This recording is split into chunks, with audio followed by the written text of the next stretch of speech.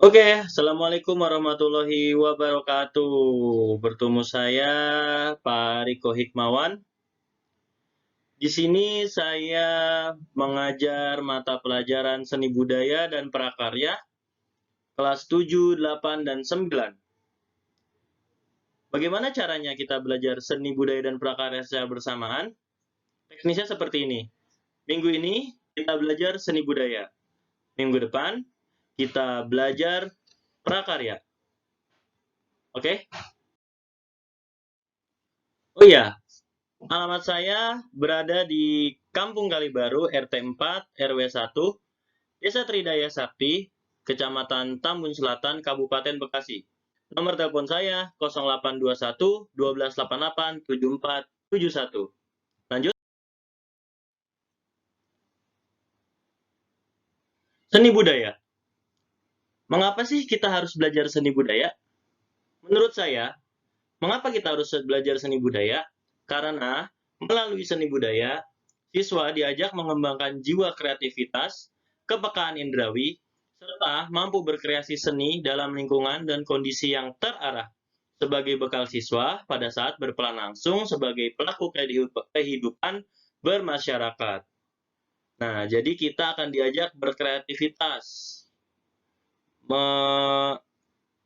melatih kepekaan indrawi, bagaimana caranya mendengar musik, kreativitas bagaimana caranya kita membuat sesuatu dari bahan yang tidak berharga menjadi berharga.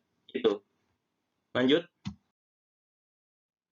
Nah, untuk yang belum tahu, Pink 3 ini mempunyai moto, yaitu Prima Prima Prima.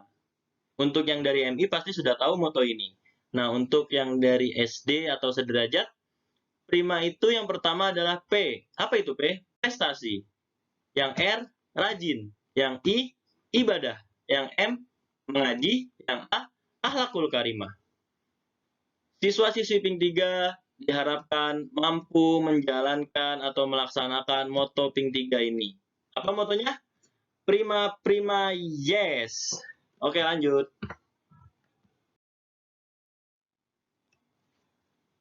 Nah, kita sekarang langsung masuk ke pelajaran. Di sini bab pertama di seni budaya itu di halaman 3, yaitu ada menggambar flora, fauna, dan alam benda. Ada yang tahu sebelumnya apa itu flora, fauna, dan alam benda? Ayo, ada yang tahu nggak? Flora itu adalah segala jenis tumbuhan yang ada di bumi ini. Itu namanya flora. Fauna? Apa fauna? Ya, betul. Hewan. Jadi seluruh hewan yang ada di bumi ini adalah fauna. Kalau alam benda itu misalnya seperti gunung, bebatuan, air, manusia, dan lain sebagainya. Sebelum kita masuk ke pelajaran, kita baca dulu seni.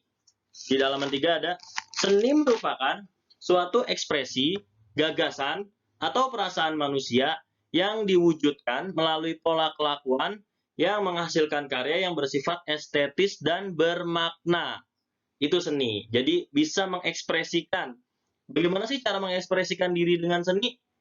Bisa dengan bikin puisi, bisa dengan kita membuat lagu, bisa kita dengan bernyanyi, bisa mengekspresikan bebas, bisa dengan bermain musik, yang penting masih dalam ekspresi yang positif.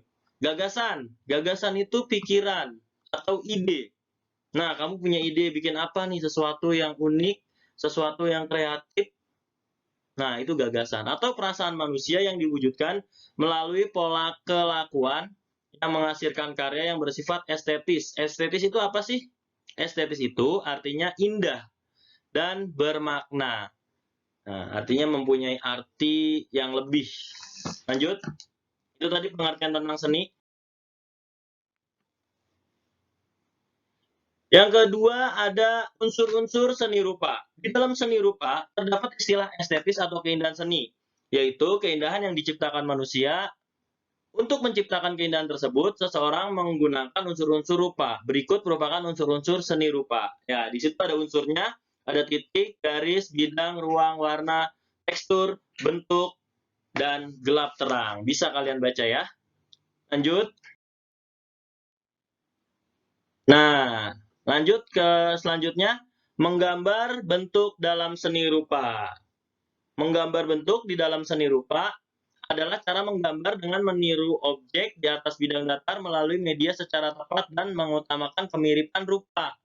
Yang A, objek gambar bentuk. Objek gambar bentuk di sini ada 3. Yang pertama, bentuk benda kubistis. Bentuk benda kubistis yaitu di sini benda-benda yang bentuknya menyerupai bangunan kubus atau balok.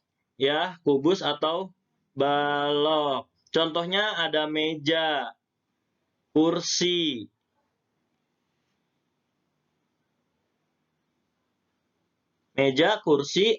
lemari, rumah, dan lain sebagainya. Jadi segala sesuatu yang bentuknya kotak atau persegi panjang seperti ini adalah dinamakan benda kubistis.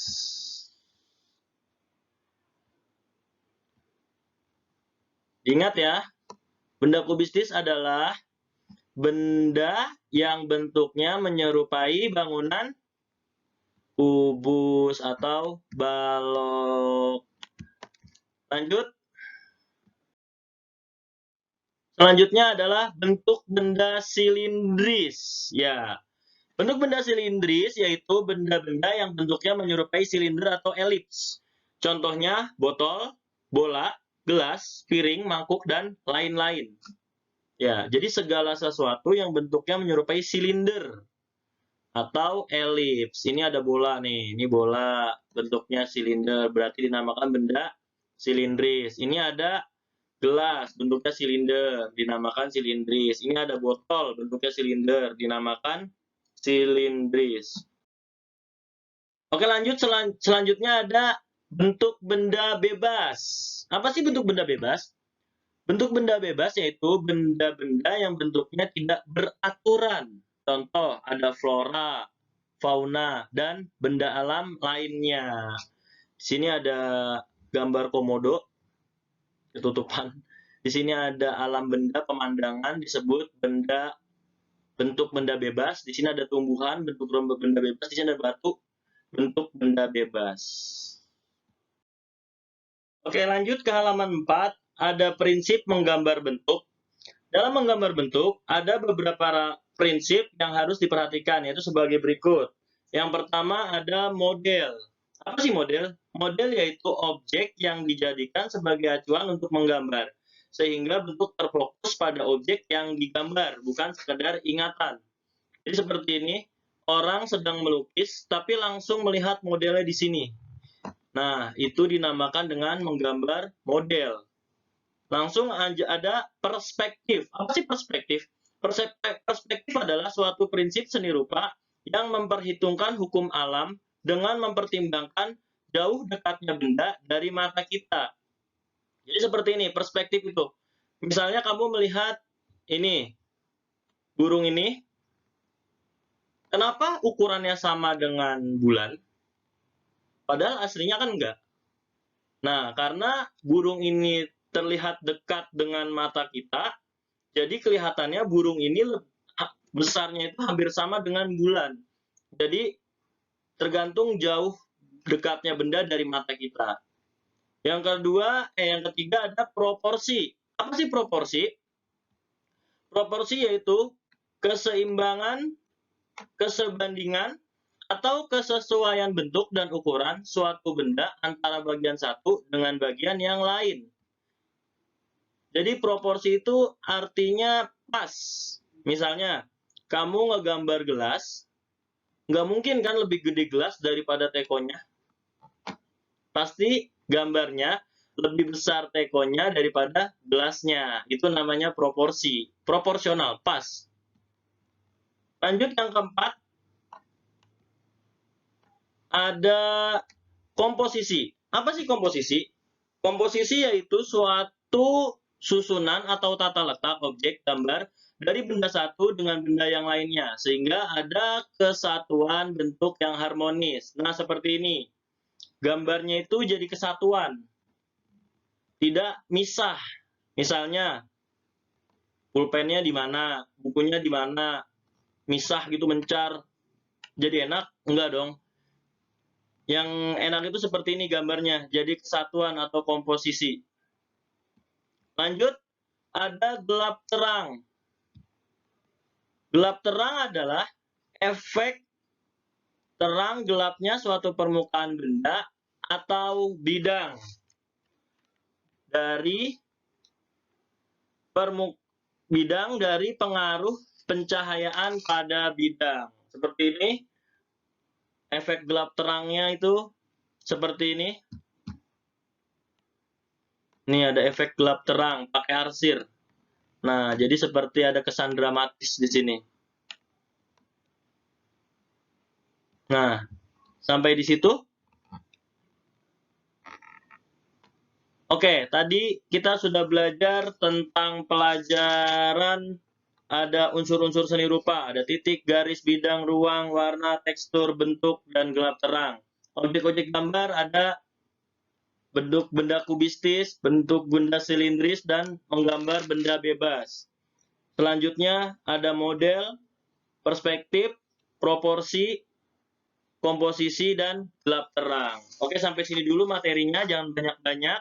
Yang penting kamu pelajari dulu, kamu pahami, dan abis ini kamu mengisi kuis yang akan saya kirim lewat Google Form. Silahkan kalian tanggapi, dan nanti langsung akan keluar nilainya. Oke, sampai sini dulu dan sekian, dan wassalamualaikum warahmatullahi wabarakatuh.